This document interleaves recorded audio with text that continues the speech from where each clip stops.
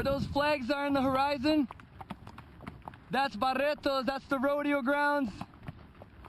It's like a mirage. Can't believe we're here. Oh, thank you. Oh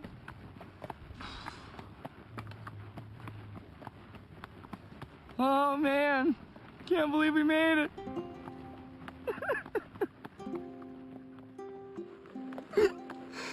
Oh, thank you. Thank you, thank you, thank you.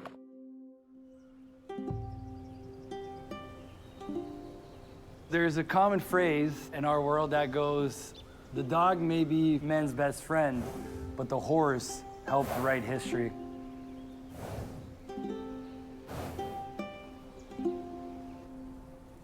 Everything we have today and we enjoy in modern society was built on the back of a horse.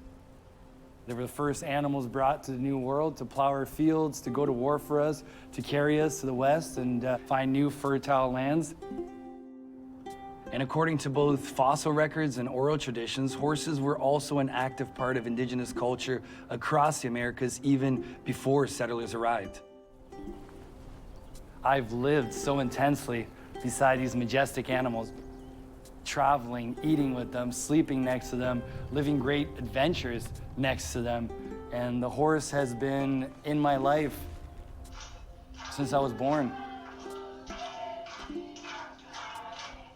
My name is Filipe because it means a friend of horses, and I was on top of a horse before I could walk. My earliest memory of a horse is a near tragedy. I'm 7 years old, I'm on a big gray mare. My dad had put me in an equestrian program to learn how to jump. The coach had taken us out on a field to gallop the horses, and I lost the gray mare. And she was just galloping, galloping, galloping. I remember at that moment, being on that runaway horse, I was so scared, but at the same time, the adrenaline I felt, I kind of wish that mare would just keep running forever.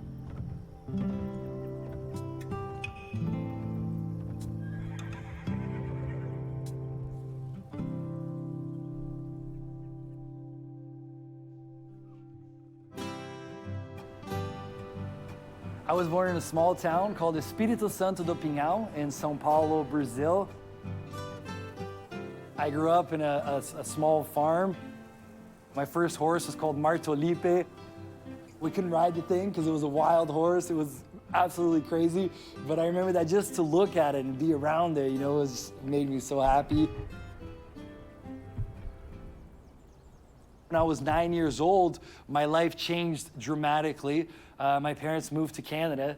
I remember when my dad told me, so we're moving to Canada. I was like, I didn't even know what Canada was. I look back at that moment in my life where at 9, I moved countries. It was the first moment that I had to face real adversity. The horse completely left my life for the first few years that we were here. We just didn't have the means. When I was a little kid, I was the most scared child on the face of the earth. And when my dad turned the lights off in my room, I would cry. I was afraid of the dark. I thought the boogeyman was under my bed. My dad would come into my room. He would tell me the story of Aimé Tschiffely, a Swiss school teacher who in 1925 rode horseback from Buenos Aires, Argentina, all the way to the United States. He would use that story to show me that Tschiffely wasn't afraid. Tschiffely crossed the Americas with his horses Mancha and Gato. He climbed the highest mountains, swam rivers full of crocodiles. And I remember just imagining what it'd be like to cross all these countries on horseback, and it just became my life's dream. There's this innate want and desire in me to wander. Ultimately, every cell in my body was telling me to get on that horse and ride home. It just got stronger and stronger the older I got. A long rider is an individual that rides 1,000 miles or more in a journey. Oscar Wilde is a long rider, Marco Polo, Charles Darwin.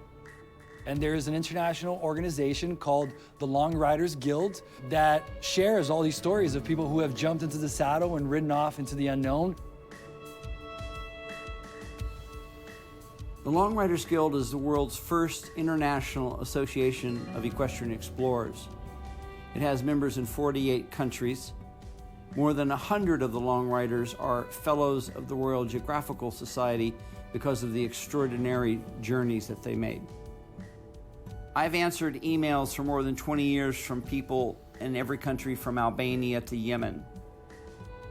What's important to note is that when people are confronted with the reality, not the romance of equestrian travel, then they're forced to see how difficult and potentially dangerous and hard it is. That's why 95% of the people who have ever written me never set off. To prepare for this journey, I spent 2 years in a war room. I had to lose weight, I had to build my core, make contacts, draw the route, reading as much literature as I could, just convincing people that a 20-some-year-old kid who had no previous experience long riding could pull off one of the longest and most arduous rides of the 21st century. Quando o Filipe me falou que ia fazer essa nova viagem, a gente assustou, eu me assustei no começo. Mas eu sei que é uma coisa que está dentro dele e a gente não tem como segurá-lo. Em 2006, a gente voltou do Canadá para o Brasil. E a gente viu o Filipe muito pouco nesse tempo. E agora eu não vejo a hora dele chegar em casa.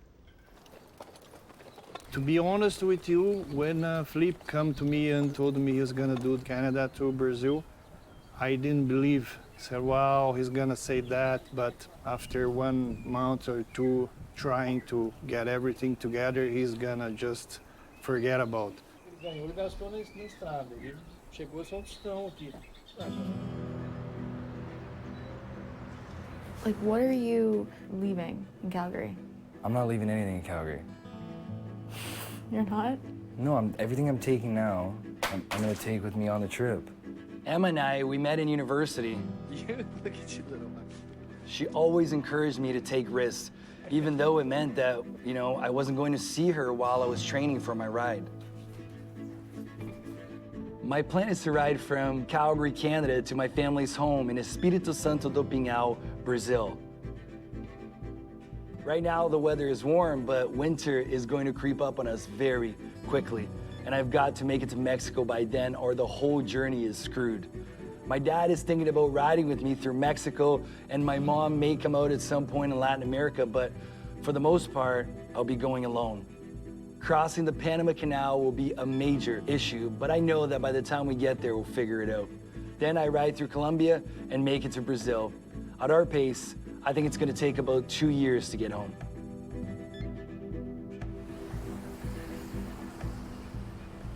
We're at the Greyhound bus station in Toronto. I should be getting on the bus at 12:15 and going to Saskatoon. I get to Saskatoon for 5 o'clock in the morning tomorrow.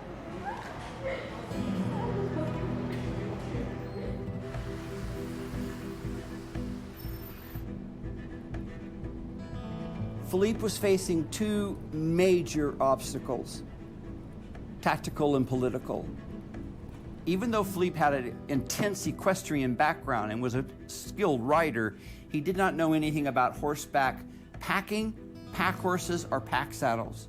So I contacted Canadian long rider Stan Walchuk, who is the expert in that topic. And Stan not only offered to mentor Filipe, he invited him to come to British Columbia, where he took him under his wing and taught him everything about horsepacking.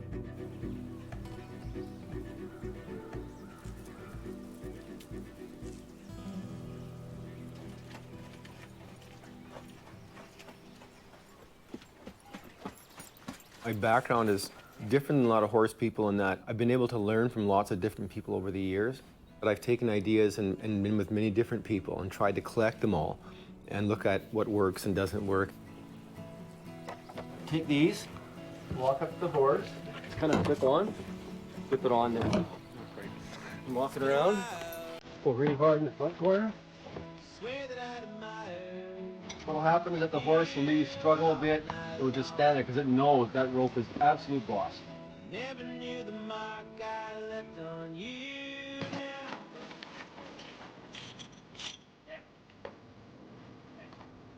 And then I started making lists, everything I needed from the horses, paperwork, saddle, pack saddle, horseshoes, equipment, tent, one burner oven, everything. The planning was tremendous.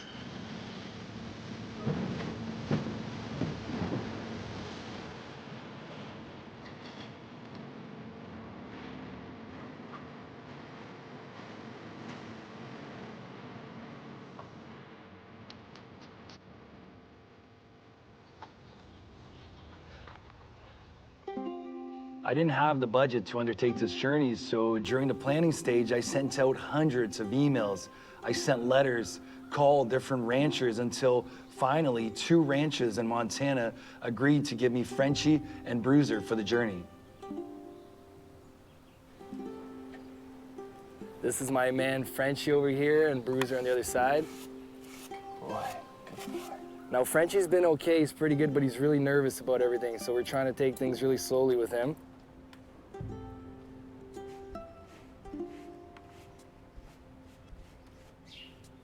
I started working on the horses with putting the pack saddle on Frenchie and putting some weight on it and getting him used to it. At one point he completely freaked out, started bucking, and I lost the hold of the rope, and then he scared Bruiser, and Bruiser started bucking and threw me off. Got a huge slit in my pants. I think my finger is broken, rope burn. So I'm a little freaked out. I don't have that much time.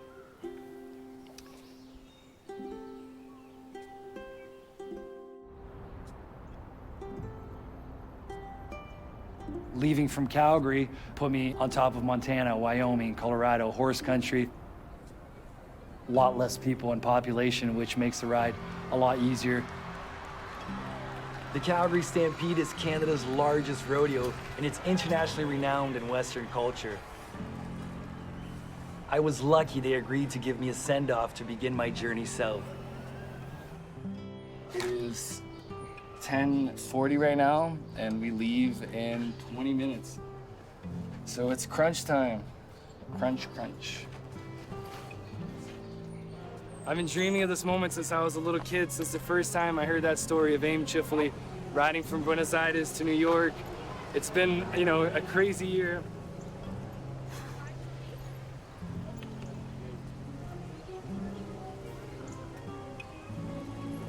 Just getting people to believe that this could happen, just to be here for me is already a huge win.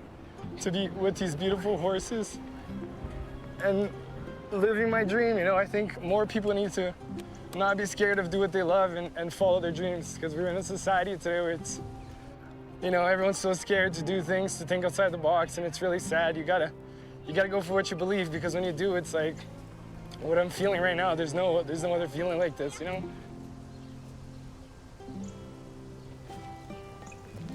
And my mom is very worried, obviously. She's a mother, so she says she's gonna have to take some sedatives for the next 2 years to try to sleep at night. But it just feels right, you know? We're a family that we move on instinct. We move on feeling, and if it felt wrong, I wouldn't do it.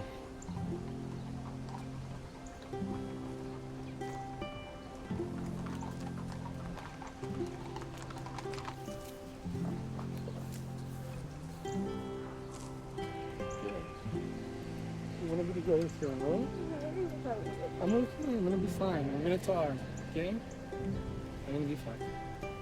Don't be worried about me, you know me. Figure it out, no?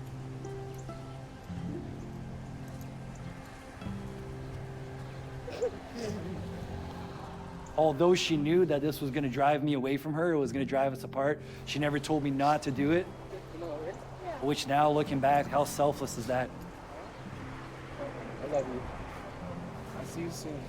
Okay? Good massage. Felt like I had a bowling ball lodged in my throat. I was just swallowing the fear back. I was very scared, very scared.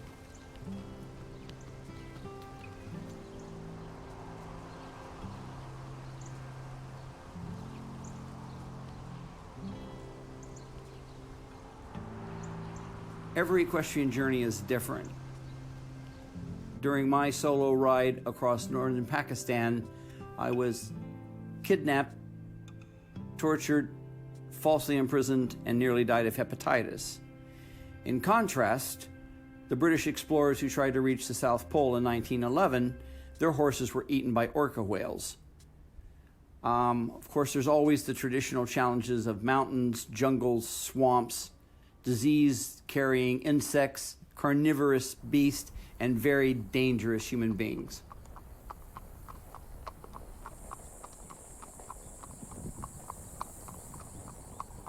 It was 1,000,000 degrees. I'm already thinking, why did I decide to leave in July? No shade, we're next to this road, and all of a sudden I realized I forgot to bring water. Are you kidding me? Are you the guy that's riding to South America? Yeah. Well, good luck, man.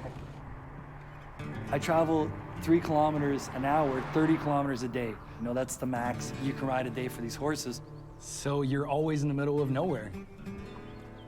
So usually you just knock on the door and ask for help. Like, who does that these days, you know what I mean? And I knocked on these people's door and they came out and they were like, yes, and I have 2 horses with me. I'm like, oh, hi, my name is Filipe. I'm riding horses from Canada to Brazil, and I was wondering if I could spend the night here, and they were like, so I just set up camp in their field.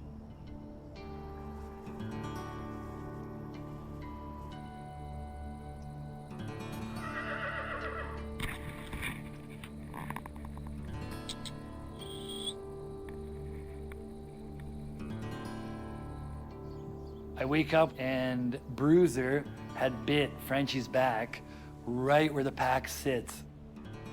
I couldn't put the pack on because if I put the pack on, it was gonna start rubbing it and it was gonna create a wound and it was gonna slowly become worse and worse. But I had no choice, I had to pack him. I could notice the discomfort. I take the pack saddle off and sure enough, it had rubbed the wound and now it was inflated. If I keep going like this, it's only gonna get worse. I'm gonna have to stop a car and see if someone can take the pack to the next town, and then I'll just figure it out when I get there. I heard about you through my mom when I was going to the Stampede, that you were going to Brazil on a horse, and I'm a horse lover myself, so yeah, just this one day you were passing through reserve and I seen you and I thought I'd help you. Right now I'm dispatching for the Blood Tribe Police. I'm actually just waiting to go to depot, and then I'll come back and be a police officer on the reserve, you know, where I can help my own people.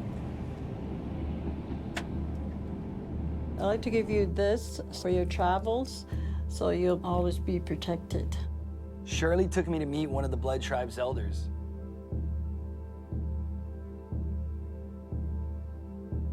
She gave me some sweetgrass so I could burn and protect me because I was very nervous to cross the American border. She saw that I was nervous. She's like, all right, you burn it, you smother yourself with the smoke, and you pray to your God and ask for your God to protect you. When we first came to Canada, my dad had a work permit, and he renewed that work permit for 8 years. On year number 8, the work permit got denied, and we were asked to leave Canada in 15 days. We went to this immigration center. We talked to them through a plexiglass window. And just the way the woman talked to us, it was like we had stolen or killed, just treated us like garbage. And I remember at one point, I was just bawling. And this woman did not blink an eye. It was just almost like that plexiglass had her in another world where hearts and compassion doesn't exist. So my dad, in a panic, hired a lawyer, got some bad advice, and the lawyer told him to apply for humanitarian reasons so that we could remain here. That took 2 years, in which time I started university, and after my first year of university, we got a letter saying, denied, you have 15 days to leave the country again. Well, with my immigration history and the fact that I'm a Brazilian kid riding 2 horses, I was so nervous coming up to the US border.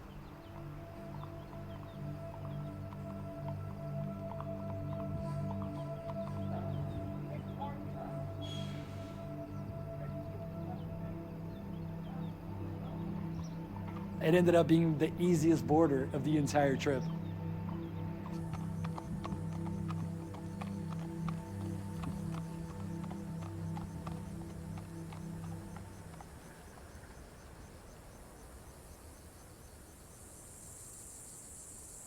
We've just arrived in the US.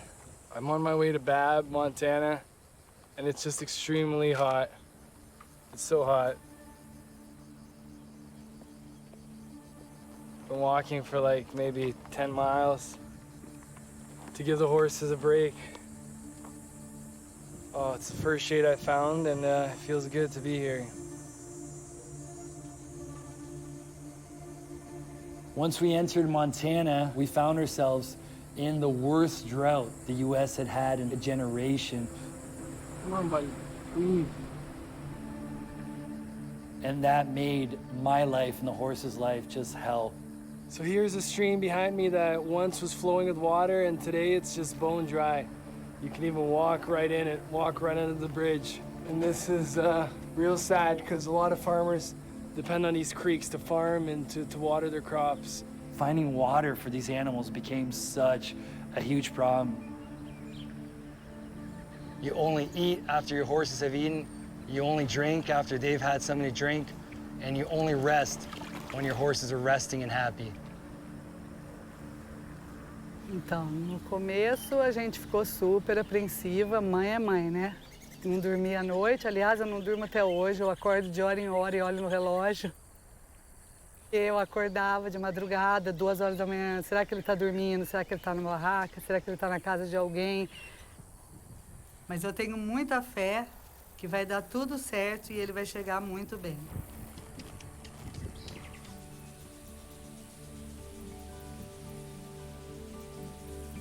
So we rested for a couple days at Copper Spring Ranch, which is Bruiser's original home, before I made my way through the backcountry of Yellowstone.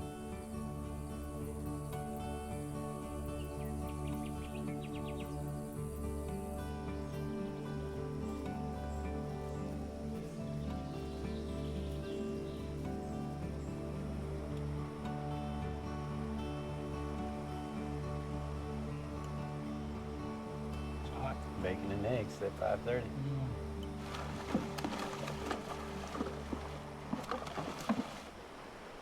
In Tschiffely's ride, there is a beautiful black and white photo of him crossing a suspension bridge with Gato in Bolivia.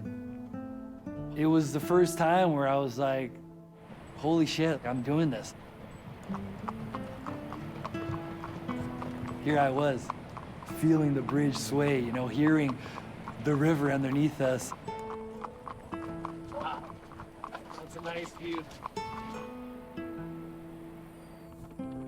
You could just see how strong these animals are. Sometimes, like, we couldn't even climb up the mountain. We'd be holding on their tails, and they'd be pulling us up. On our last river crossing in Yellowstone, Frenchie ended up hurting his stifle really bad, which forced us to haul the horses back to Copper Spring Ranch so we could figure out what to do next.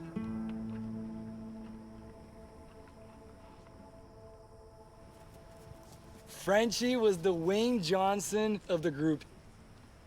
Super strong. That horse is so good looking. But at the same time, he was just a mess. He loved to eat. He would fart all the time. He snored while he slept. He was the comedic relief.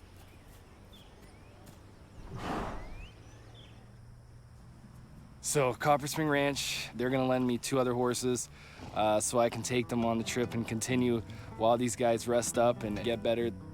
I knew all along that was gonna be one of the hardest parts of this trip was my horse's health, especially going through mountains like we did at Yellowstone.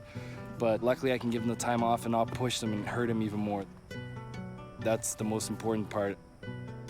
After traveling for weeks with these horses, it was very disheartening to have to train new horses and worse, leave one of my kids, Frenchie, behind.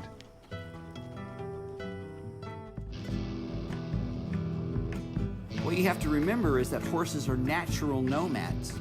Wild horses travel 20, 30, 40 miles a day in search of grass and water. So when you take a horse and you take a human like Frenchie and Filipe, and you put them together and you aim them in the same direction every day, a new herd ethic develops. So in exchange for transportation, the horse gives unquestioning loyalty and love. Filipe's emotional bond with his horses is so deep that it's affected his life forever.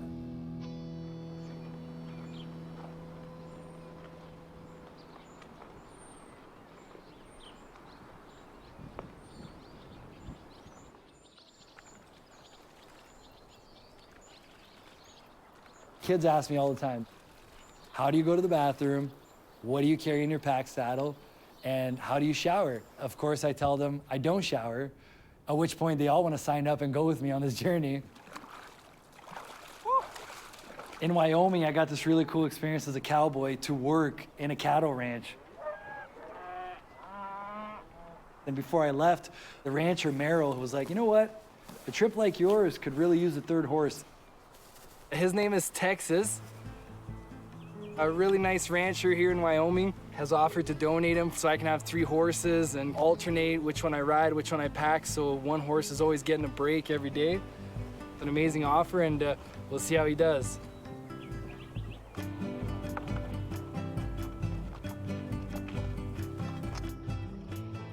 When I was crossing from southern Wyoming into Colorado, I crossed this huge mountain. I was by myself for 5 days.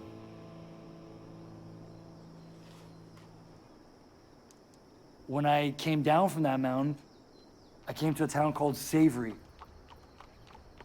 You know those sci-fi movies where you come back to Earth and everyone's gone? That's what it felt like. Riding around this town, there's no one. And then the sign literally said, Savory, population 25.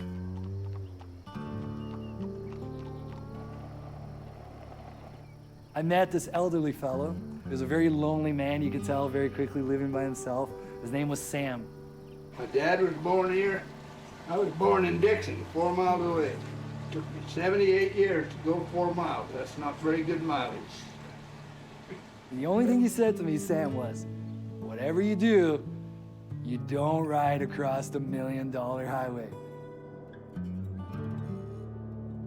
But the problem is that we needed to get south quick because of the winter. The winter in northern US could have stopped the trip. The morning, the horses' buckets were freezing.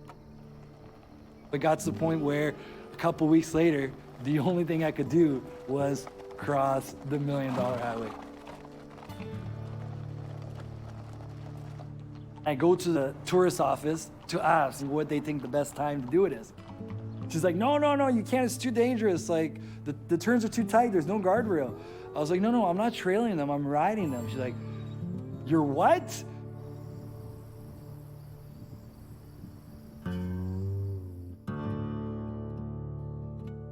It's 4 o'clock in the morning, we're just outside of Ouray, about to get on the $1 million highway, headed over to Silverton.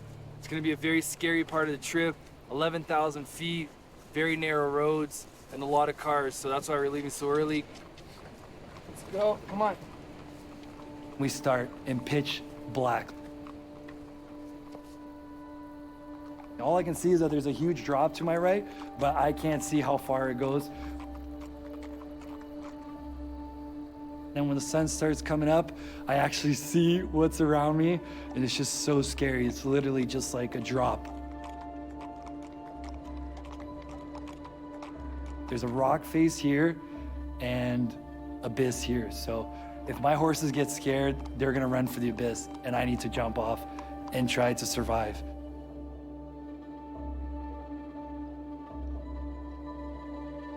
We start climbing. It's so quiet and so cold. There's very few cars, but every time a car goes by, we're just like holding our breath, and the horses are okay.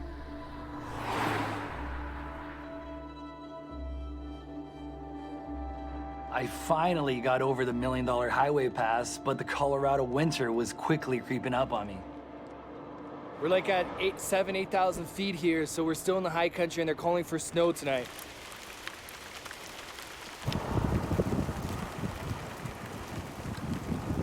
I'm just excited to get off this mountain. It's freezing. I'm gonna give the horse something to eat now. After 3 more days of riding through these mountains, I was able to get to lower ground where it warmed up.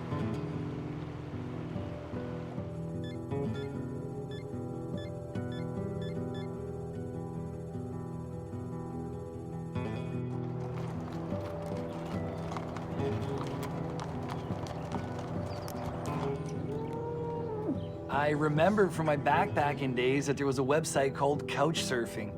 And sure enough, there was a guy there from southern Colorado called Peter Lisker. I messaged him, he messaged me back right away. He's like, yeah, for sure, you can stay at my house. Really nice fella. I think he only wore Hawaiian shirts. Before I left his house, I noticed that he was like, kind of weird. My sister Naomi was beautiful. She was intelligent, witty, very strong-willed, and she loved horses. She passed away in March. This is pretty much what I've got left of her. She would be thrilled to be going for one last ride. So this is Naomi. I'm gonna take her on one last ride, and hopefully she'll make it all the way to Brazil with me. I'm gonna put her in the pack saddle, and she'll be sharing this journey with her because she was very passionate about horses. So we have something in common. To Naomi, I'll just say happy trails, and until we meet again.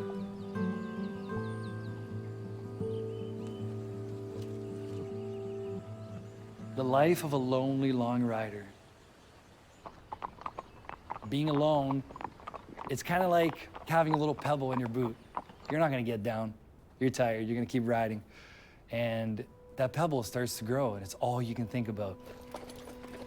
And now you're playing with it, and you're moving it around, and the pebble becomes a boulder. And the pain is there, but you're trying to hide it with other things, but you can't stop thinking about the pebble. Loneliness is like that. It just engulfs you.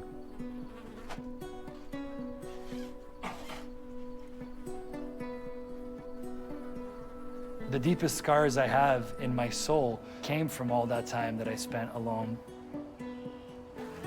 Whoa, whoa. It's the perfect recipe for craziness. We need fucking water! You have to literally live it and feel that solitude pressing against your skin, and that's the only way that you can really understand what impact being out there by yourself for such long periods of time can have on a human being, on a long rider. Another big lesson from this trip is that life is meant to be shared. It could be the most beautiful, colorful, epic sunset in the world. But when you're eating your ramen noodles, sitting on top of your panniers by yourself, it just doesn't seem as colorful as when you're sharing it with someone. Riding from Bernalillo out of Albuquerque today. Got Emma with me. How's it going back there? It's awesome. So having Emma come out to meet me in New Mexico was amazing.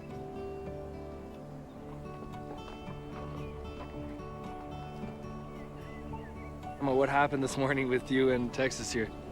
Got on the horse, started to walk away out of the driveway, and got bucked off. She's officially a cowgirl now. I'm proud of you. You stayed on really. Oh, I was so scared when I saw it. And luckily, I was able to get Frenchie back after his month of resting.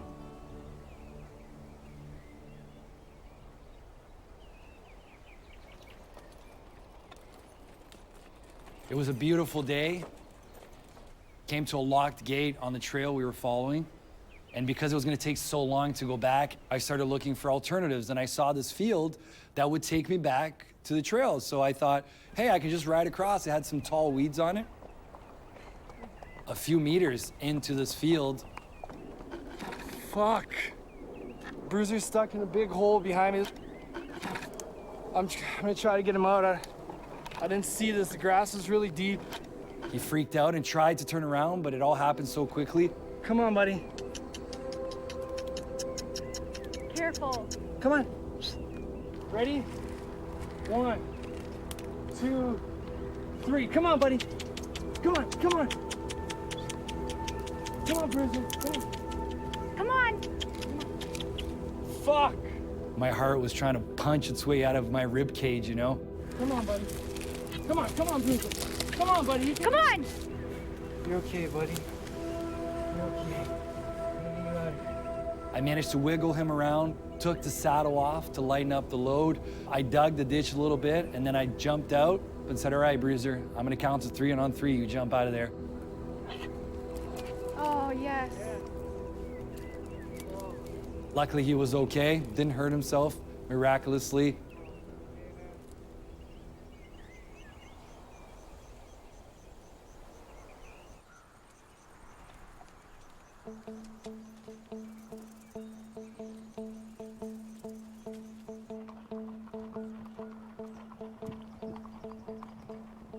Oh, yes, riding down the bar ditch on 285, and I passed you when I was going to work that morning, and then when I come back that evening, I stopped and talked to you. We passed another man right up the road here a while ago on a bicycle. I didn't stop and talk to him. He didn't have a horse. We didn't have anything in common to talk about.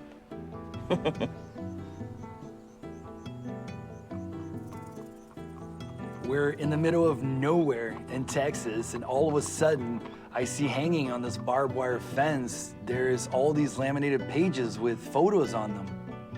We meet Nita, an animal rights advocate. She tells me that a couple days earlier, she saw me riding, pulled out her camera, and takes this beautiful photo. When we met, she showed me the photograph and told me the story about the wall.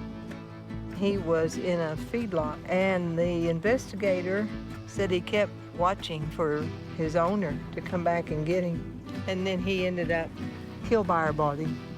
Well, that's the Wall of Hope, which she started to tell the story of how horses can have an impact and change people's lives.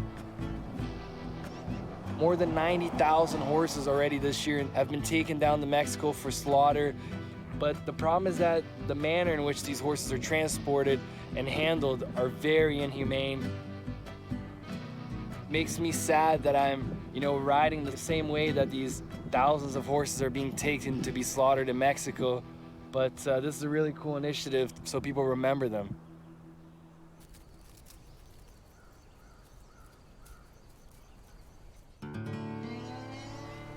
Are you excited to go home for a little while? Excited? No. But, you have a 2-year journey, so I have all kinds of time to meet you again. Today is kind of a happy day, but also a little bit of sadness. I have to say goodbye to Texas. He's just not as big or strong as Frenchie and Bruiser. So I'm trading him out for a new horse, a Mustang. He's a Native American wild horse, which is even cooler for me because there's just so much history there. I'm so happy to have Dude. When Tschiffely went on his ride, he took 2 Criollos, the wild horses of South America. He would say how important that was, that these horses had this wild instinct, how important it was for their survival.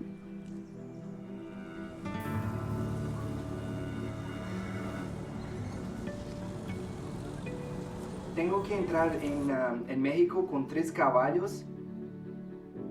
Sí, estoy descendo de Canadá hasta Brasil a caballo.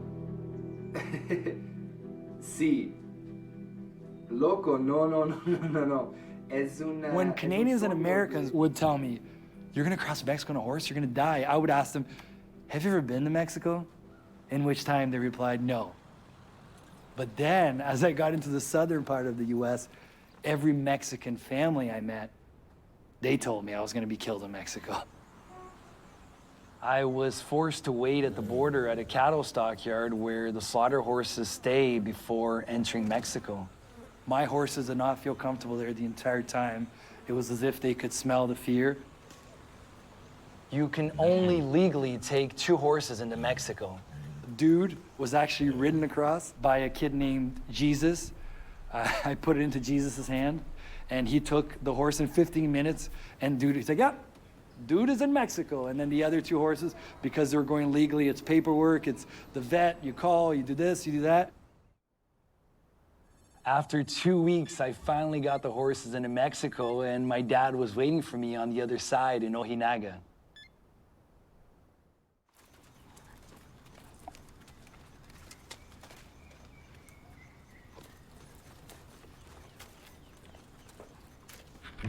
Day one in Mexico. We're headed towards Jimenez. We'll probably be there, I don't even know, 10 days, 7 days. Only God knows. My dad was gonna ride with me through the northern part of Mexico. How are you feeling? Feel good. First day, not too tired. And I don't know, let's see by the end of the week. I can tell you better. This was my dad's dream way before it was my own. My dad learned of the story of Aimé Tschiffely when he was a young kid. In a way, I was living the dream for the both of us. Right now, I just missing my shower. I love to have a shower now and get a nice bed, but that's how it is.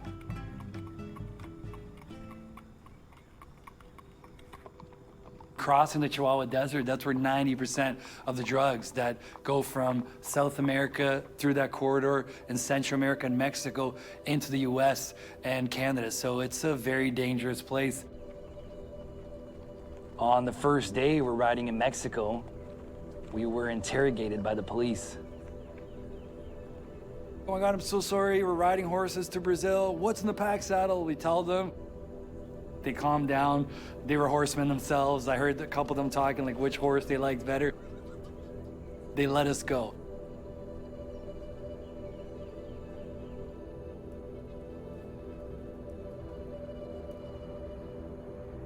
At nighttime, we were pitching our tent in the middle of nowhere. We didn't know if this was a route that the drug traffickers were gonna be coming through. We didn't know if someone was gonna take us hostage or kill us. My dad and I have a long talk about how we cannot accept any help from anyone that's working with the drug traffic. My dad makes it very clear, that's the #1 rule.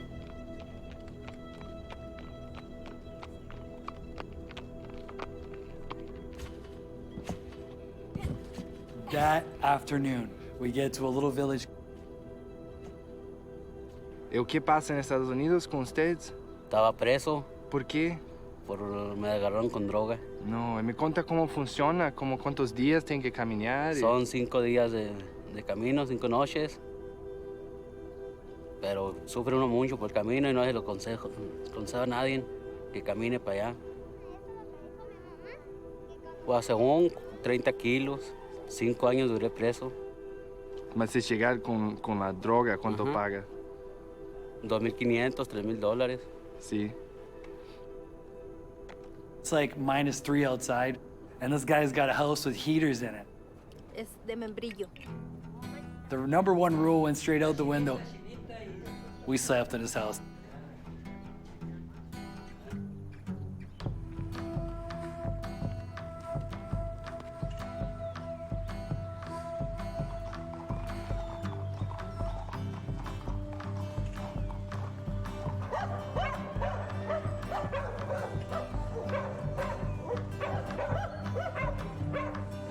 Ahora vamos a salir en televisión, ¿verdad? Por todas partes, ¿verdad? Sí, por todo el mundo. ¿Por todo el mundo? Sí. Fíjese. Y la agarro con las manos. Aquí peligroso. Sí. Como no, pues no le digo todo lo que está pasando. Pues los que andan mal, ya ve. Sí. Los que andan mal, los que sí venden así cosas así de eso de la hierba esta fea, marihuana, ¿verdad? Todo eso, ¿verdad? Aquí se mata a muchas personas. Sí, aquí sí. Mire, esas mujeres, ellas venden diésel. Y ahí nomás llegaron y los mataron. Les dieron un balazo en la sien, mire, nomás llegaron y los mataron a los dos pobres.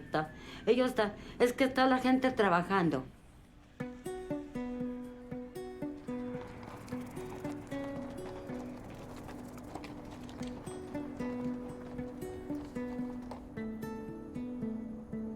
My dad's gone ahead to see if we can find a place, if there's a ranch or something up there. It was really late, and I was tired, and I left the panniers inside where I put the horses. All right, go to sleep. hope for the best. When I woke up in the morning and unzipped my tent, Frenchie had knocked the pannier over with Naomi's ashes. And now he was eating Naomi's ashes. And I'm like, oh my God. I get Frenchie off the ashes, put the ashes back, say a Hail Mary, apologize to Naomi.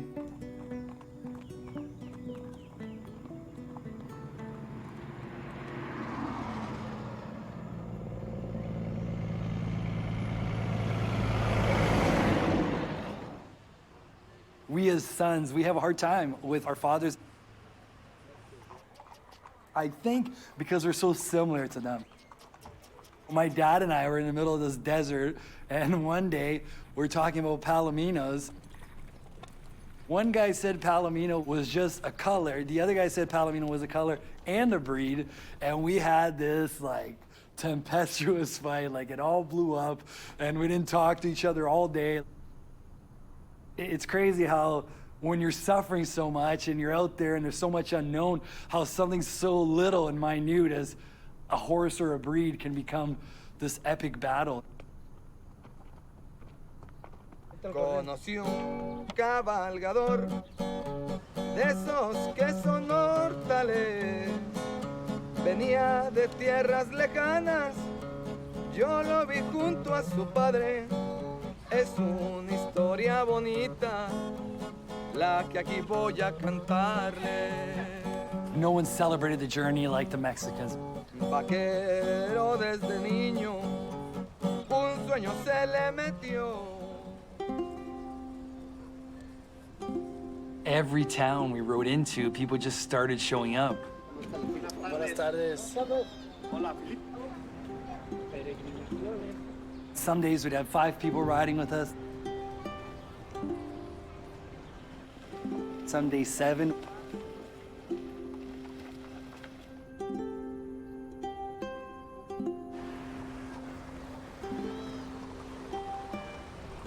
And one day we had 1,000 horsemen and women saddle their horses and ride with us.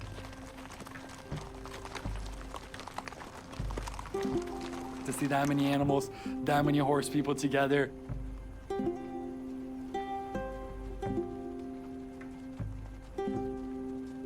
Que la bendición de Dios Todopoderoso, Padre, Hijo y Espíritu Santo, descienda sobre ustedes. It's funny, here they turned my trip into a trip for peace, and I understand it because these people are so desperate for it, and they need some hope. And if I can give them a little bit, then that's cool. It's just amazing. I don't even know what to say. Can't say thank you enough for the cavalgantes here from Rio Grande. Gave us these really nice shirts and have welcomed us like family here. It's been like that all over Mexico. It's so nice.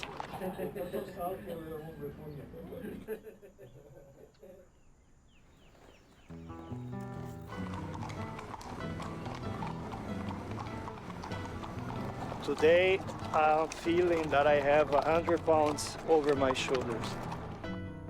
My dad was a champion. His age to become a long rider, you know, he rode more than 1,000 miles consecutively, was amazing.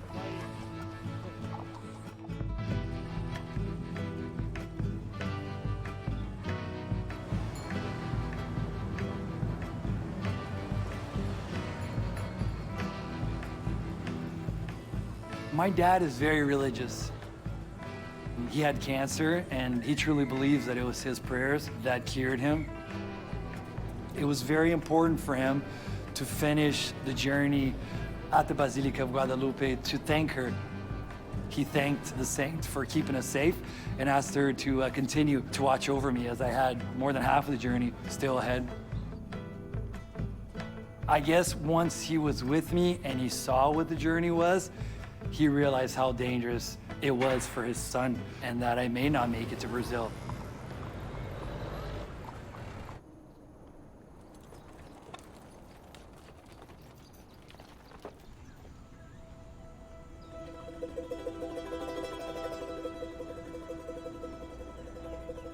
When people think about what I do, it becomes romantic. It's a guy on a horse galloping through the jungle or in the woods and the mountaintops and the birds.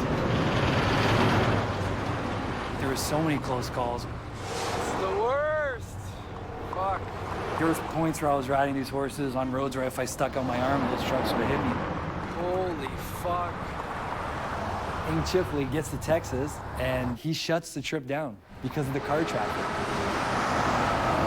A car actually almost hits one of his horses, and he gets so aggravated and so scared of the traffic in 1928 at this point. He says, no, I'm pulling the plug. I'm trailing the rest of the way. I'm just so happy I came out of that alive. Thank you, baby Jesus. Wow. Southern Mexico, that's when the suffering got real.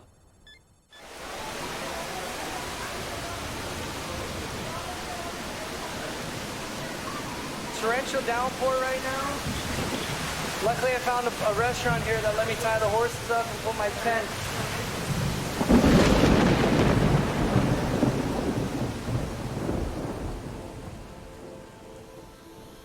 All right, so today was possibly the worst day of my life.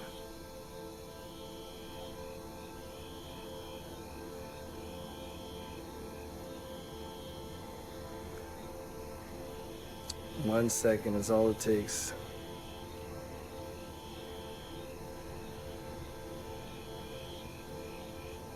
Oh, God.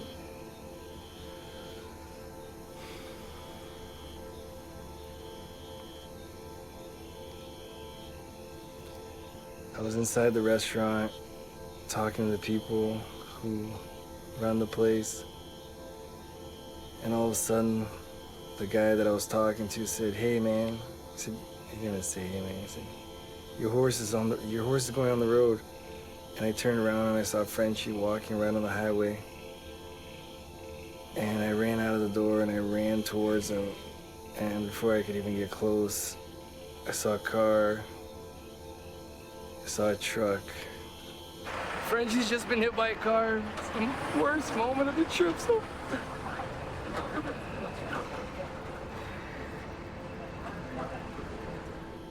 He fell on top of the hood and then fell on the ground. There was sparks from his shoes, the crunching of the hood, the sound of the car braking, him scrambling, getting back up, and then he ran towards traffic, and there was tractor trailers coming, and I ran after him, and I didn't know what to do. I almost got hit by a truck. And then the guy that hit him wanted to charge me for the damage. He wanted so much money. Then he wanted to call the cops. Luckily, I just met these charros, and they gave me their number literally like 15 minutes before this all happened. And I called them, and they came to help me with a trailer.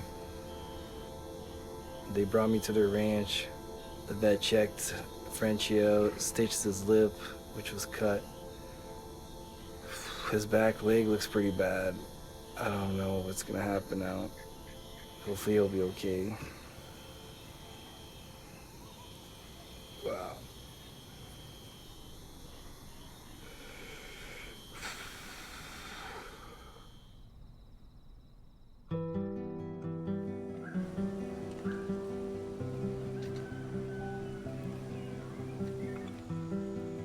I spent 1 month with Frenchie, treating him, feeding him.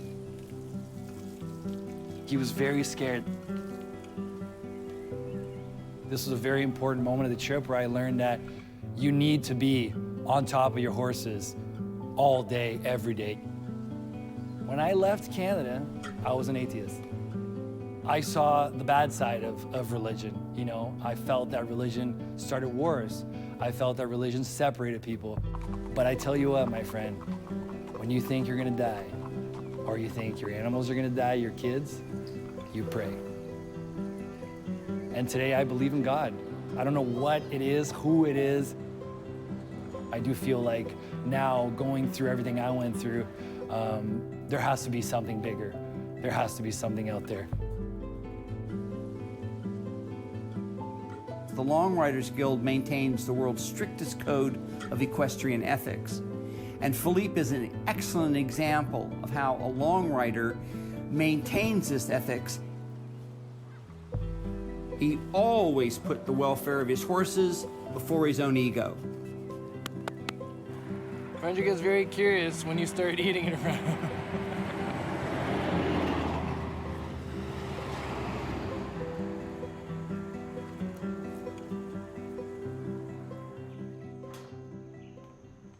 Tomorrow, if all goes well, we'll be going into Guatemala.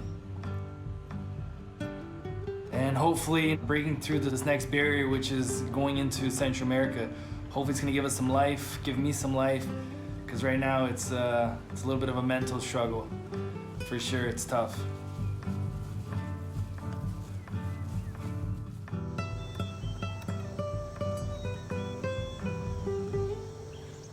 Based on my experience with Mexico and speaking to different people, I knew it was gonna be impossible to cross the borders through Central America legally. There are viruses that exist, let's say in Brazil, that don't exist here. So in order for those viruses not to spread across borders, there are a lot of requirements and laws and quarantine and exams that need to be done every time you cross a border with a horse. And a lot of these countries don't even have regulations when you get to the border. They don't have a form to give you. You're a guy with 3 horses, and they see that as an opportunity. So I started crossing all of the borders illegally. They have literally the border, and then right next to it, they have this little path where they cross cocaine, weapons, whatever you want. The first border, Mexico, Guatemala, I gave the horses to a guy, walked over with my boots and my spurs and horse hairs all over me to the actual border. The guy stamped my passport, didn't ask anything, went like 50 meters down. My horses came out of the jungle, and I continued on.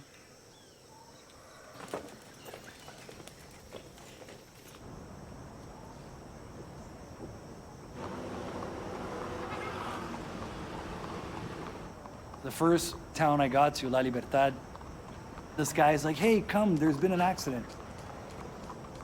There was a rooster and a chicken in the middle of the road.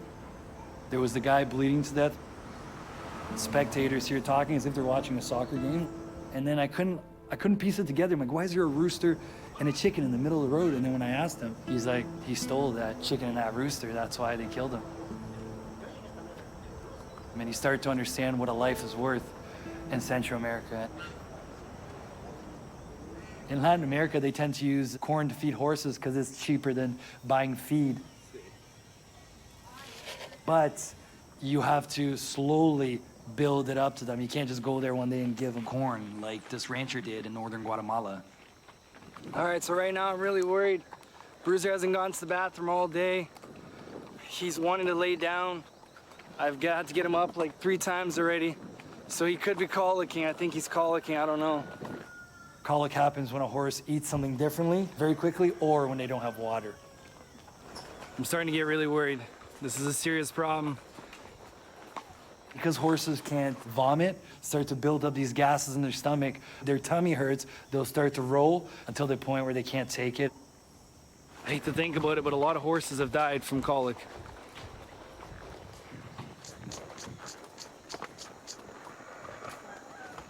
So I called the vet clinic. They said they have some medication there. I'm gonna go over there and buy it. A few minutes after, thank God he went to the bathroom. I was getting so worried. Good job, buddy. Bruiser is just this beautiful, slick 007 of the group. Super smart, a horse fit for a king. That horse understood me so well. You just didn't even have to tell him. He just read your mind. And he was just so beautiful. He moved so elegantly.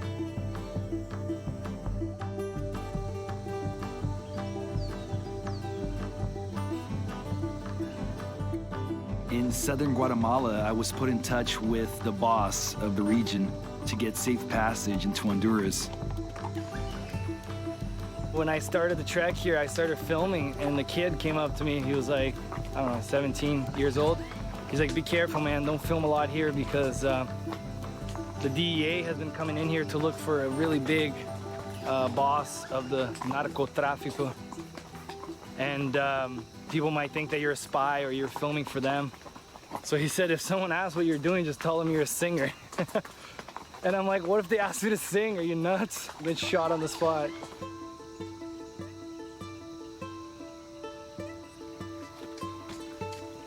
It's impossible to ride. It's so hard to get up this fucking mountain. We finally get to the village where my very powerful host was waiting for me. He lived in a mansion, but it was really hard to film because I did not feel safe. He was drinking a beer and he tossed me a can. And I grabbed it and he goes, "Llegaste." And I couldn't even talk. I was like, "Llegué." And I looked at the beer, it was a blue can and it was called Salva Vida, lifesaver. He had his own zoo. And along with his men. ¿Qué hubo? ¿Cómo estás? Buenos días, mucho gusto. ¿Cómo estás? They rode with me and kept me safe through northern Honduras. Very few people get the opportunity to break bread with cartel members. You know, your skin color may change, your bank account, your religion, your nationality, the color of your flag. But when you sit with these people when they're home and you eat with them, you realize that they just want to love and be loved. Humanity is good at its core. And that's, I think, the most special part about this journey.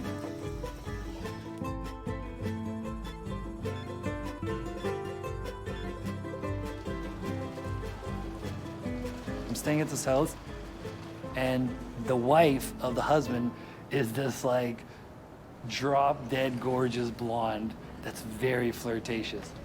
And I get back from the horses one day, and she was there by herself. So she says, "What are you doing?" I'm like, "Nothing." She's like, "You want to have dinner with me?" I'm like, "Sure, let's have dinner." And we have dinner, nothing happens. And a couple hours later, this is Sunday night, I'm talking over Skype with my family, and all of a sudden, out of nowhere, I hear,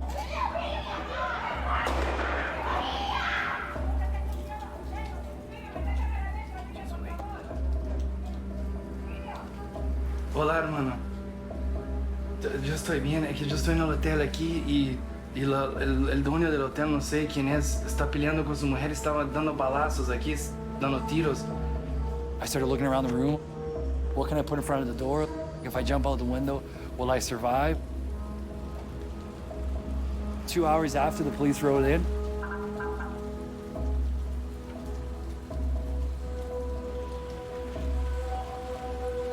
they talked to him and they left.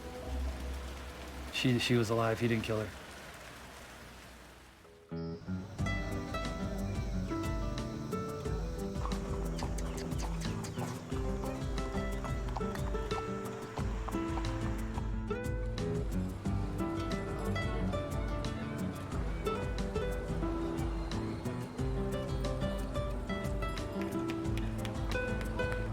All right, just entered Nicaragua.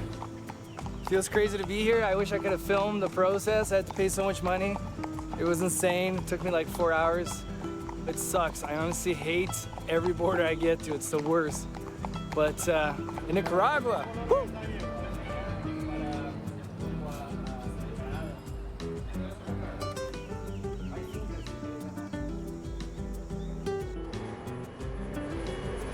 Today's a very special day. I get to see my mom after 2 years. I miss her a lot, and she really wants to ride, but she has no experience, so it's gonna be hilarious.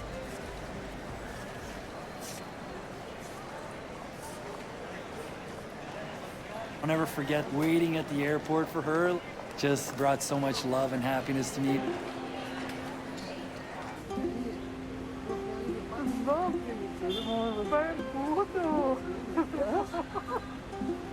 São barbudo! Aqui! Não, já filmou que com cara de morte. E aí, velho? Tem boneco aí? Esse é esse e esse aqui. Ele fica aí. Fica aí. Parada.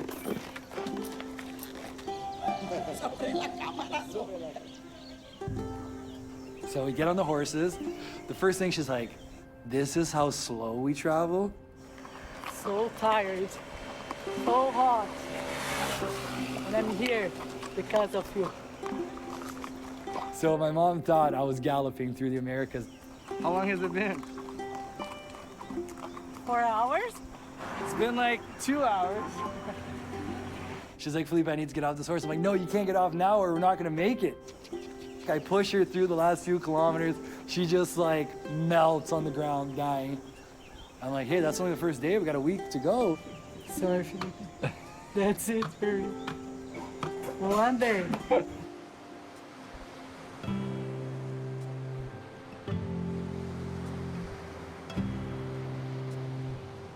Eu vim fazer parte dessa jornada junto com o Filipe. Estou muito feliz de ter feito parte desse sonho. Foi embora feliz, porque ele está conseguindo realizar o sonho dele. E um menino iluminado, que consegue tudo o que quer, com muito esforço. E é isso, muito feliz de ter podido participar dessa jornada. Vamos chorar.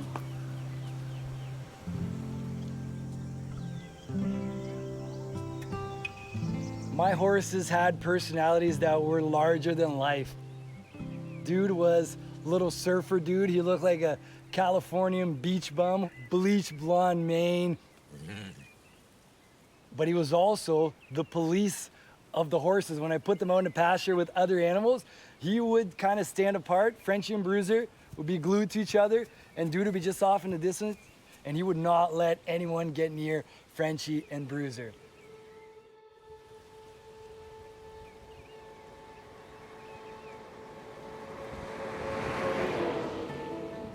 So the horses were just grazing, and Dude fell in a big hole. Got his leg caught, cut himself really bad. I was getting him out. It took me like half an hour to get him out. I thought he was gonna break his leg. He was struggling so much.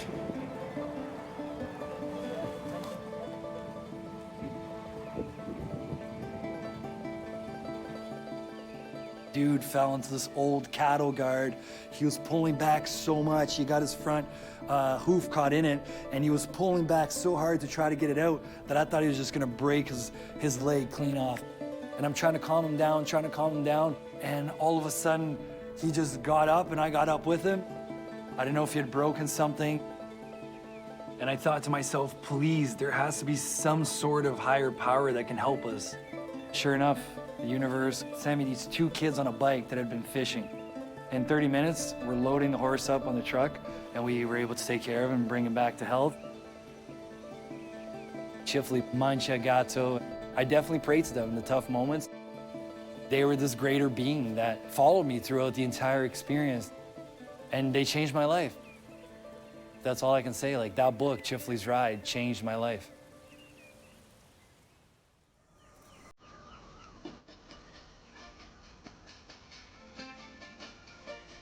Emma's come back to ride with me, and it's gonna be an awesome time. I'm so excited to have her out here.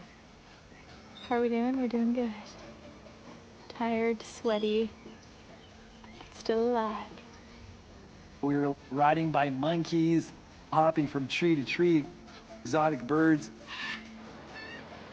We're so close to Pacific Ocean. First time these horses will ever see it. It's right there.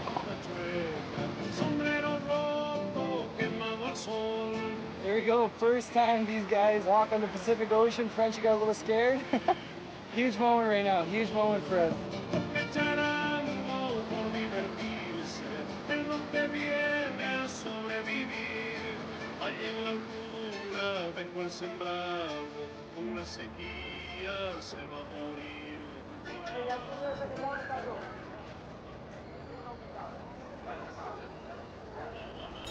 All right, just arriving at the border with Panama. Took the bus just to make sure I know exactly what I need to cross this border, because I don't want to be stuck here for 6 hours. I'm gonna go check it out now and then ride the horses here hopefully in 1 or 2 days.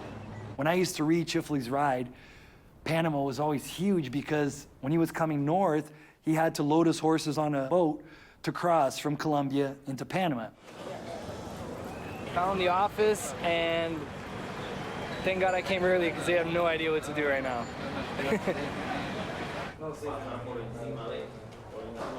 When I got there, there's this guy spitting out rice as he told me what I couldn't do and what I could do, and showing me these papers and telling me to look at the website and not being very helpful at all. They want to charge me $250 per horse. It's a joke. I waited all day for the vet here yesterday, never showed up. They're gonna have to stay here in quarantine at the border for 7 days. And that's gonna mean we're gonna spend Christmas right here at the border, under this tree. It's gonna be the worst Christmas of my life. I was running around everywhere. I had to pay $300, then I had to pay $100. Then I had to run and get a green form, then I had to get a yellow form, then I had to get this form. What I found out is that in order to import a horse into Panama, that animal had to spend 6 months or longer in the country where you're exporting it from. It was like someone pulled the ground from underneath me. It's like, what am I gonna do? Now I just got a new price, and it is $12,000. I absolutely hate borders, I hate bureaucracy, I hate stupid rules and regulations that mean nothing. At first we were gonna go to Colombia. Then all of a sudden, the Ministry of Agriculture in Brazil notifies me that there is a virus, that if the horses touch foot in Colombia or Venezuela, they now can't enter Brazil. The horses are not leaving Costa Rica again. We've been stuck for 3 months now, and I really thought that today was gonna be the day, but it's not. So we gotta keep trying, I guess. For the first time, I was like, is the trip over? A horse has never been sent from Costa Rica to Peru. Boats don't take horses anymore in this part of the world. So we have to talk to the president of the Ministry of Agriculture in Brazil, to call the president of the Ministry of Agriculture in Peru to open up a window for the first time. Every border I got to wanted to make me quit. Fuck. It's just so hard to have to think about leaving my horses here. They worked so hard to get us this far, you know, and the amount of like cocaine and marijuana that cross these borders every day. The amount of illegal things that go on every day, I've seen it. I've traveled through the little paths beside the border where drugs cross, where women are crossed illegally, where whatever you want, you can get. And everyone turns a blind eye, and officials are paid off, and politicians steal more money. But when you're trying to do something right, you get all your tests done, you hire the vet, you pay $16,000 to do something right, you know, you have everything you need. They just like...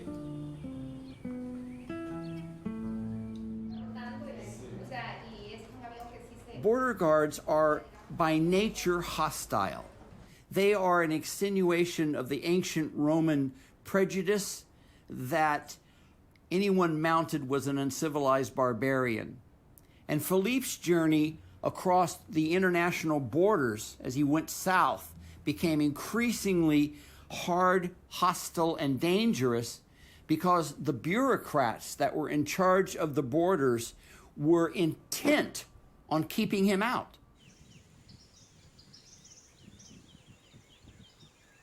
All right, so it's just after 10 o'clock in the morning. It's 10:13, and I have a message from the authorities in Brazil.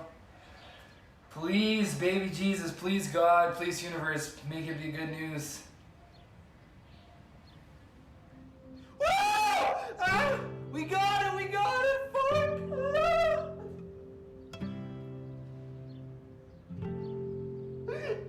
Woo!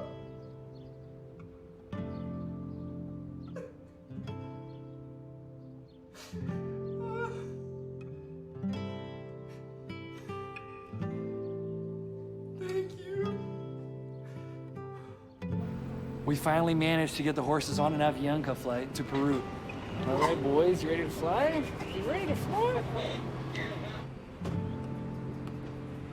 No problem, right, Frenchie?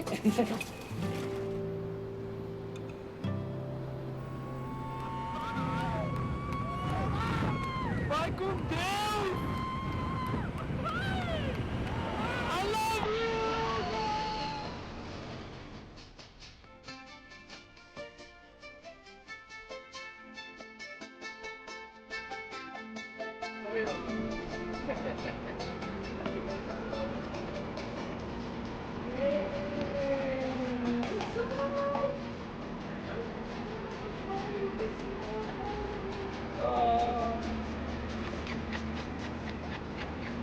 So after a few days of quarantine, they finally let us leave and we were able to ride through Peru.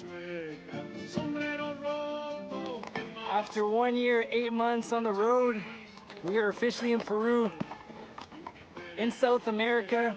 Can't even begin to express how amazing it feels. Riding in Peru.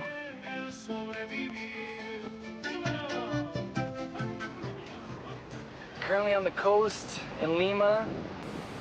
Have to get to the Bolivian border and then somehow to the Brazilian border.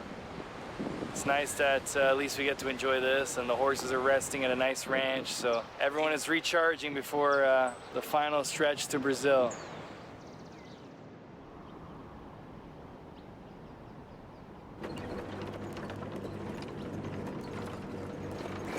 Not so good, bumpy ride.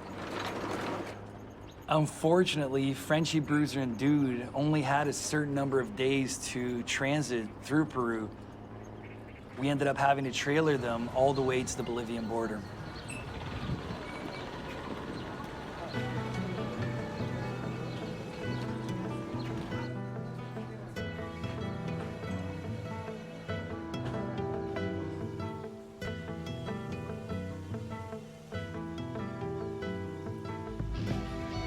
So after another mountain of paperwork and South American bureaucracy, we finally made it to La Paz with the horses and were able to continue our ride.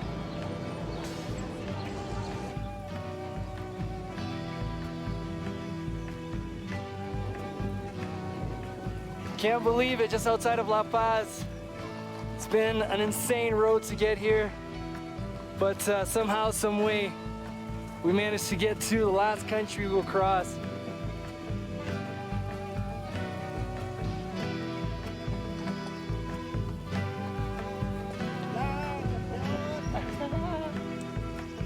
From the Andes, we rode southeast to the Brazilian border town of Corumbá, Mato Grosso do Sul. Today is one of the most important days of the entire trip. After 1 year and 11 months on the road, we finally get to Brazil.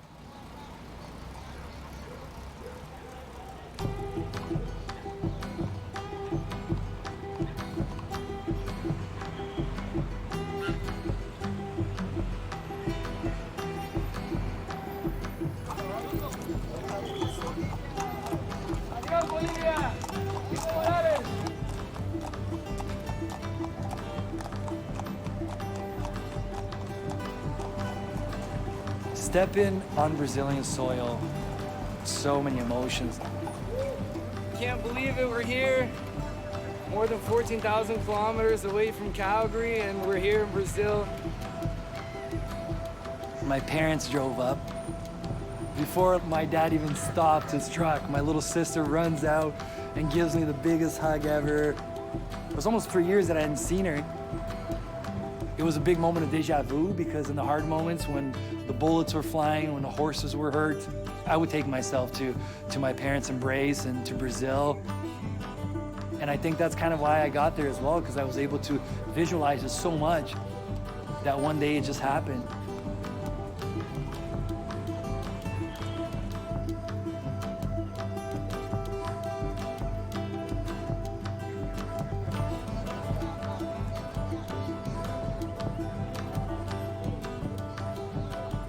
Muito para andar. Daqui, o Filipe vai para cima.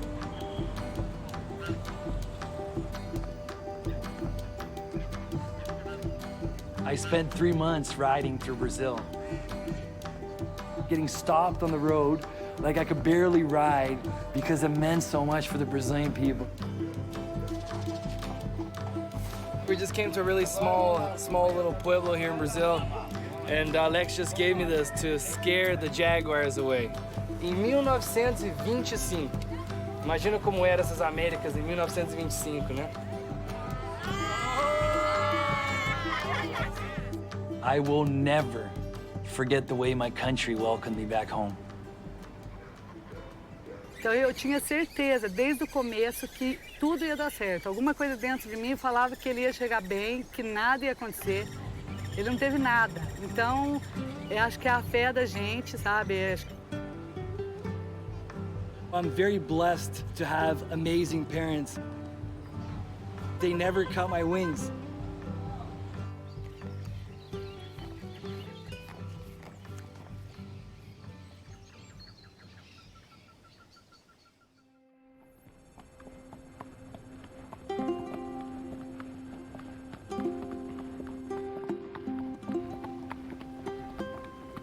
Where those flags are in the horizon, that's Barretos, that's the rodeo grounds.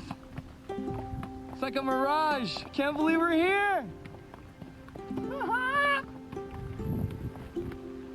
Oh, thank you.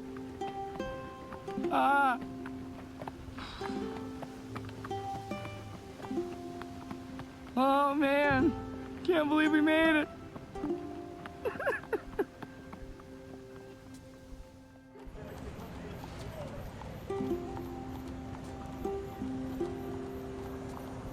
It was dark outside. There was a helicopter hovering over us. Frenchie obviously did not like the helicopter, and I was just so nervous. We get to the back of the arena, and then this guy just goes,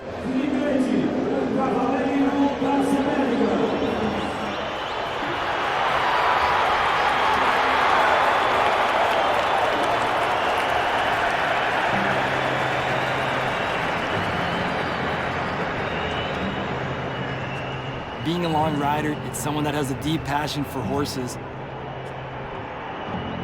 loves nature and wants to be connected to the natural world. It's someone that wants to understand humanity at its core. It's someone that doesn't ride a horse for competition to win prizes or ribbons or money. I love those horses so much, you know. My kids, Frenchie, Bruiser, and Dude.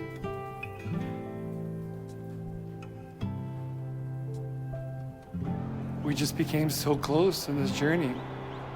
And they were just like my kids, like that's the only way to explain it.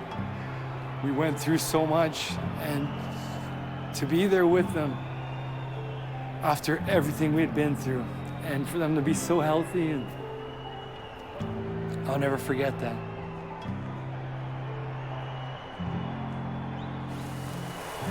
And I got up to the stage. My mom was there, like my dad, people that have been important to me, and I felt so alive at that moment, and I just thanked everyone that helped me.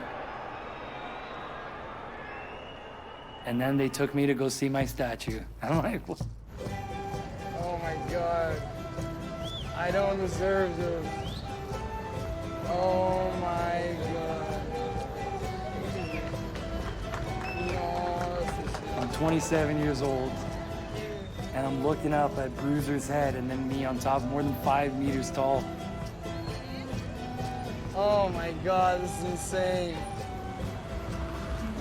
In their own unique ways. Our next guest's journey to Brazil is nothing short of amazing. Filipe e Bruiser. Gente, o Bruiser veio aqui no estúdio mesmo. We're incredibly impressed by you and what you've been able to accomplish, but how about giving the horse some credit? Exactly. This is Bruiser, one of the 3 heroes that walked 8,000 miles from Canada to Brazil. It's insane. They're warriors. Calgary, maior rodeio do Canadá, com meu cavalo French. Esse cavalo é igualzinho meu cavalo. Esse saquinho aqui, olha. O que tem nesse saquinho? Dentro desse saquinho, e eu acho que a Naomi acabou sendo minha anja da guarda. Eu acho que o destino não era ela vir comigo, era eu levar ela para ela me proteger.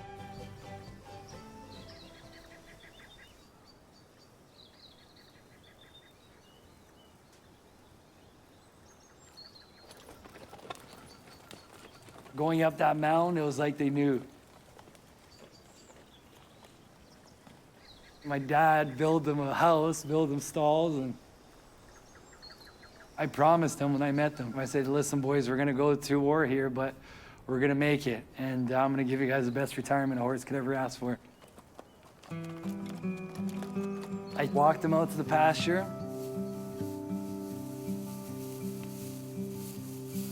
Little Dude. My little Mustang. And now you're free. to be a little Mustang again. Huh? Good job. I love you so much, buddy. Thank you so much. You're the best horse in the world. I know you know that. And I wouldn't have gotten here without you. Frenchie, I know we got off to a rocky beginning. You almost killed me. But I wouldn't have done this without you, with all your spirit, all your heart. And I love you so much. Thank you. Thank you, thank you, thank you, thank you. And I still had Naomi's ashes.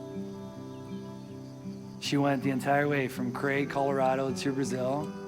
There were so many moments where I thought I was gonna die or the horses are gonna die, and somehow, some way, we came out the other side alive. I really started to believe that this woman was there to protect us. She was my guardian angel. I asked her to continue to watch out for the horses and keep them safe.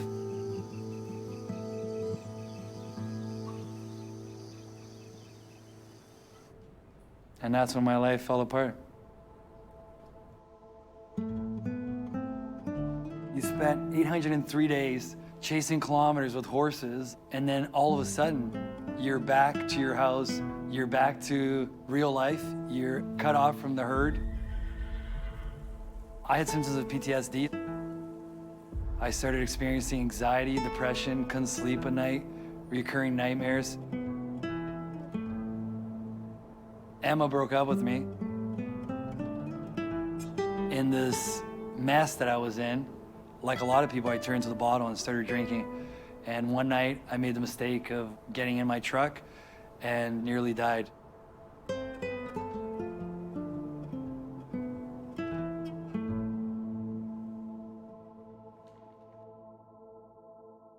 For 6,000 years, brave men and women have been swinging into the saddle and setting off in search of adventure and freedom. Sadly, in the last 50 years, the world has been turned into a mediocrity by travel machines. Filipe represents the end of the age of Tschiffely.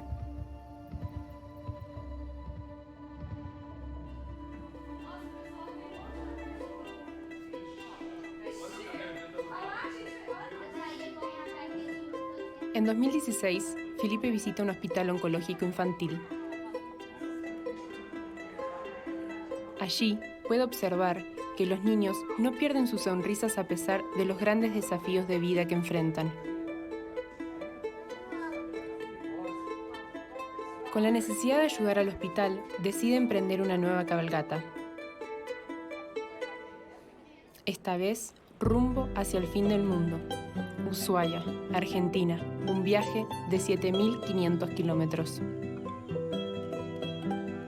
En esta travesía decide montar 2 caballos diferentes en cada país para evitar tener problemas con las fronteras. Filipe tarda 4 meses en cruzar el sur de Brasil y 1 mes en recorrer Uruguay.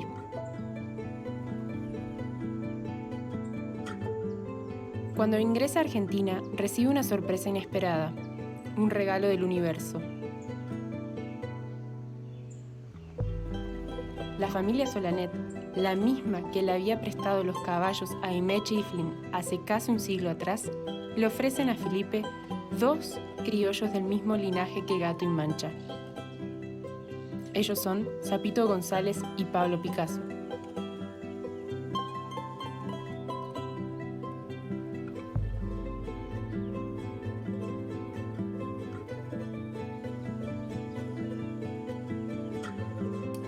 En el camino, Filipe conoce a una mujer. Ella le da una pulsera de plata y le dice que es para su alma gemela, que pronto la conocerá. Pero Filipe no le cree.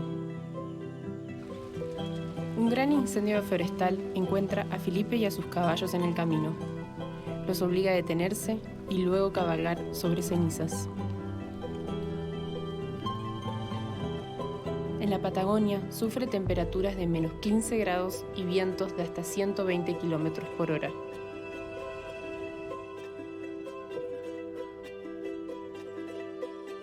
En su paso por un pueblo llamado El Bolsón, Filipe conoce a una joven que le cambiará su vida para siempre. Su nombre es Clara. Y esa soy yo.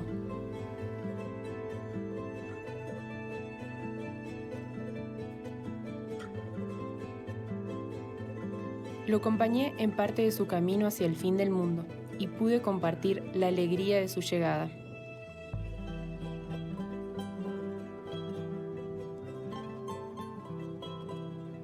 Y así, mientras su viaje terminaba, el nuestro recién comenzaba.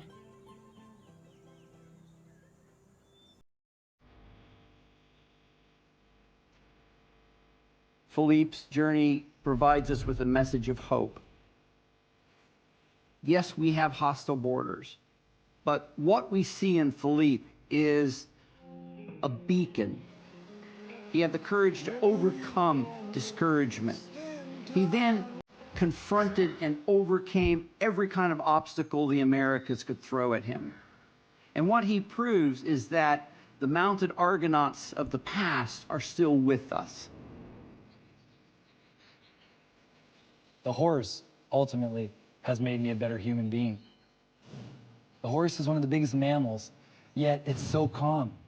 And there are studies that prove that that energy, it transcends to people that spend a lot of time around horses. You end up being a calmer being. And horses today help people with mental problems. They help people with addiction. I have an example of what the horse can do. The horse pulled me out of a depression. The horse was my therapy. In 2019, I started the final portion of my ride from Alaska to Calgary on 2 wild horses with Clara by my side.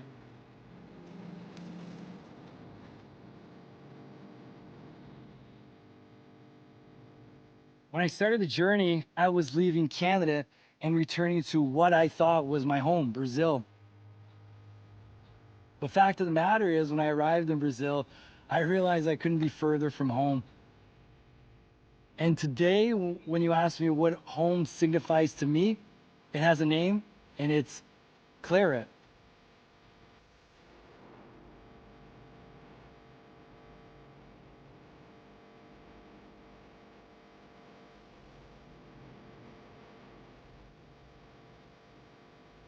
You know, very few people will get to spend as much time as I did with the same horses. And out of all of the lessons that I learned from them, I think the most important one was the simplest. Take that first step.